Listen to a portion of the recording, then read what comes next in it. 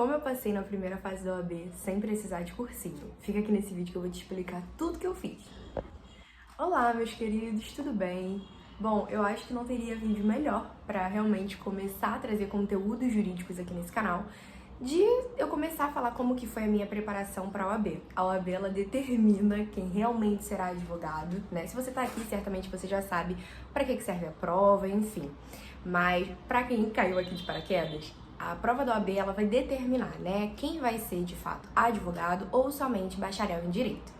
Então, todos que fazem o curso de direito, a não ser que não tenha nenhuma pretensão de advogar, mas a grande maioria se prepara os 5 anos para prestar esse concurso, que não deixa de ser um concurso, né, a nível nacional, para que você possa exercer a advocacia. Então, a gente está partindo desse pressuposto e de como que eu me preparei para essa primeira fase, tá? Afinal de contas, são 2. Bom, então vamos do começo, né? Quando eu estava ali no 8º, 9º período, eu senti a vontade de prestar a prova da OAB. Eu lembro que na época, né, eu me lembrei muito, foi muito similar para mim a sensação de prestar o Enem, né, que eu fiz a tentativa no 2º ano do ensino médio. Mas assim, não foi de teste, eu não fui como treineira, né? Eu esperei dar o período mínimo para que eu pudesse prestar a prova da OAB, porque vai que eu passasse, né? Então eu deveria comprovar aquela minha situação falando que eu passei na prova.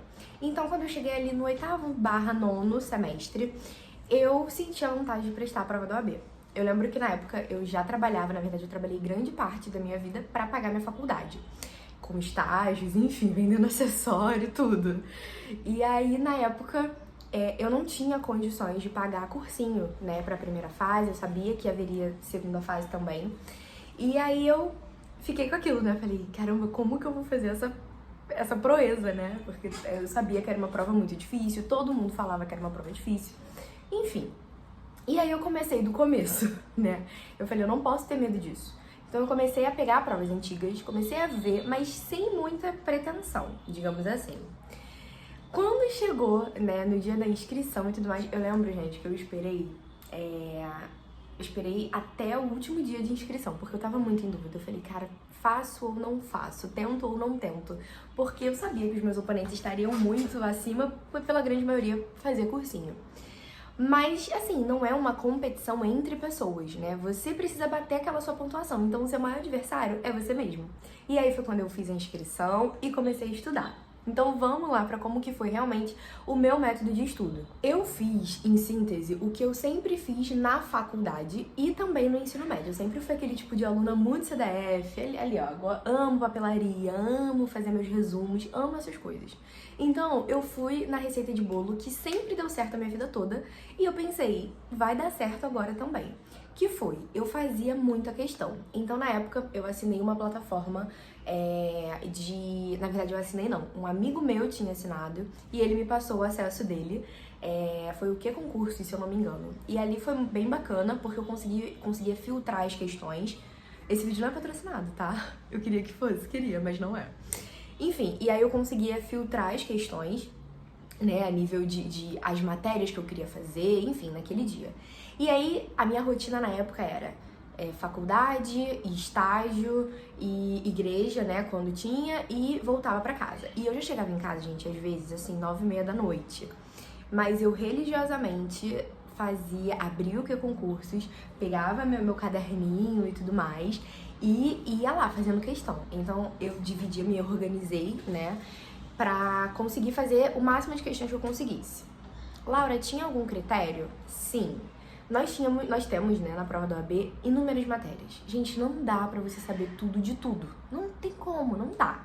E aí, o que eu fiz? Eu foquei nas 9 matérias que mais tinham questões e que me possibilitariam, se eu acertasse, supondo, né, todas essas 9, eu já tiraria mais 50. Eu só precisava de 40 pra passar pra segunda fase. E assim eu fiz. Eu filtrei essas 9 questões, então eu vou listar aqui no cantinho, na hora da edição, todas essas 9 matérias, mas salvo engano, foi assim, ética, processo civil, processo do trabalho, direito do trabalho, processo penal, direito constitucional e acho que o direito administrativo também, salvo engano. E aí, beleza. E aí eu fazia questão disso o tempo todo, o tempo todo. E aí, exemplo, o que eu fazia? Num dia, numa segunda-feira, exemplo, eu pegava Direito Civil e Processo Civil, que eram juntos, e botava mais uma outra matéria que não tinha tanto a ver, tipo, Direito Constitucional. E aí eu separava 30, 40 questões pra fazer naquele dia dessas matérias. E o sistema ia me mandando questão, e eu ia ali fazendo. Beleza. Se eu fiz esse processo na segunda, quando chegava na terça-feira, ao invés de ficar continuando fazendo esse processo, o que eu fazia? Eu corrigia as questões do dia anterior, né, pra ver o que eu tinha errado. E aí, eu vou até mostrar pra vocês. Tá meio capenguinha aqui, eu botei, ai meu Deus, cadernos destinados a resumos prontos. Não sei se vai dar pra ver. Tem até foto aqui, meu Deus do céu. E assim, gente, basicamente, isso aqui era um caderninho de erro, tá? Olha, eu sou meio minha desorganização, eu me entendo aqui. Mas eu fazia um caderninho de erros. Então, assim, as que eu tinha acertado, eu pensava assim, acertei porque sei realmente, ou acertei porque foi chute. Se foi chute, ia pro caderninho de erro. Se eu sabia daquele conteúdo, maravilha, vamos pro próximo. E aí, na terça-feira, né, pensando nesse exemplo, eu botava tudo que foi de erro ali.